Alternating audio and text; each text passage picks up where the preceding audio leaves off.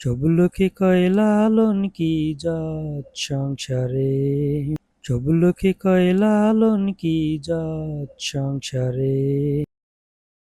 লালন বলে জাতের কি রূপ, লালন বলে জাতের কি রূপ, দেখলাম না এ নজরে।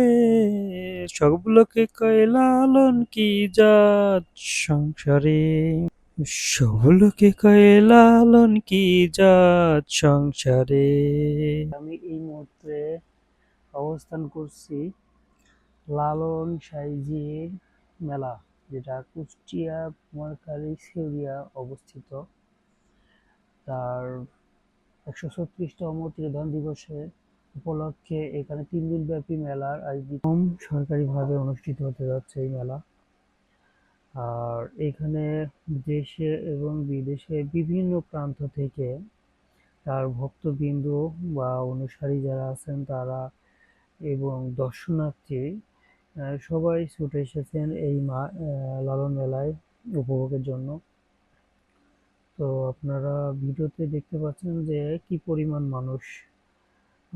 আমার কাছে যেটি মনে হয়েছে বিগত বেশ কয়েক বছর তুলনায় এই বছর অনেক গুণ বেশি মানুষ এখানে জড়ায়িত হয়েছে। তো আমরা ঘুরছিলাম, আমরা এই মুহূর্তে আছি লালনের মাজার প্রাঙ্গণে, যেখানে লালন শায়িত আছেন এবং যেখানে উনি অবস্থান করতেন। বিভিন্ন ধ্যানের গান বা আধ্যাত্মিক যে কথাগুলো উনি লিখেছিলেন, বানিয়েছিলেন ঠিক সেই জায়গায়।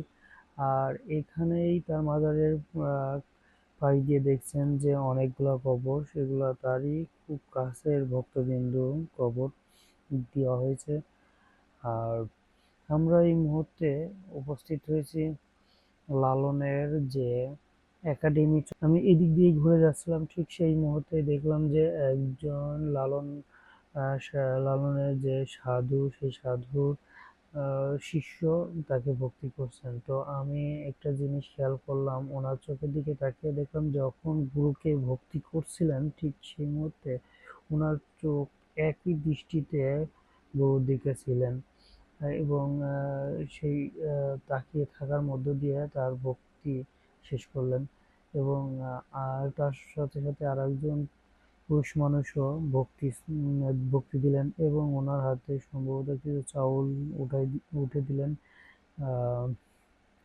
এটা ওনাদের হয়তো একটা রীতি। এবং ওনার গুরুকে পানি পান করতে দিলেন।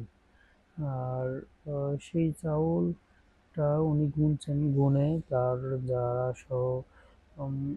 সহপাঠী আছেন বা তাদের যারা অনুসারী তাদের মধ্যে ভাগ করে দিচ্ছেন। আর এই বছরে আমি যেটা লক্ষ্য করলাম, লালন মেলাতে যারা লালন ভক্তবিন্দু আছেন তাদের মধ্যে বৃদ্ধ থেকে শুরু করে মধ্য বয়স্ক, ইয়ং, সব শ্রেণীর মানুষই এখানে জড়ায়িত হয়েছেন। এখন আমরা চলে আসছি দোকানপাটের দিকে। দোকানপাট বলতে আপনারা বুঝতে পারছেন যে সবজির দোকান, যেখানে সবজি বিক্রি করা হয়। আসলে এই সবজি সেই সবজি না যেটা লালনের মূল আকর্ষণ। যারা দূর দূরান্ত থেকে আসেন তারা অনেকেই জানেন যে লালন মেলায় এখানে নেশা যত জাতীয় দ্রব্য আছে সবই এখানে চলে, তার মধ্যে গাঁজা অন্যতম, যেটা অনেকে সবজি বলে চেনেন। তো আমার কাছে যেটা মনে হয়েছে যে এখানে লালন মেলায় গত কয়েক বছরের তুলনায় এই বছরে মাদক বিরোধী আইন করায় এখানে অনেকটাই কম। আশা করি সামনের বার থেকে আরো কম হবে। আমরাও চাই না যে এখানে গাঁজা বা অন্য মাদক জাতীয় কোনো দ্রব্য সেবন করুক বা সেটা বিক্রি করুক।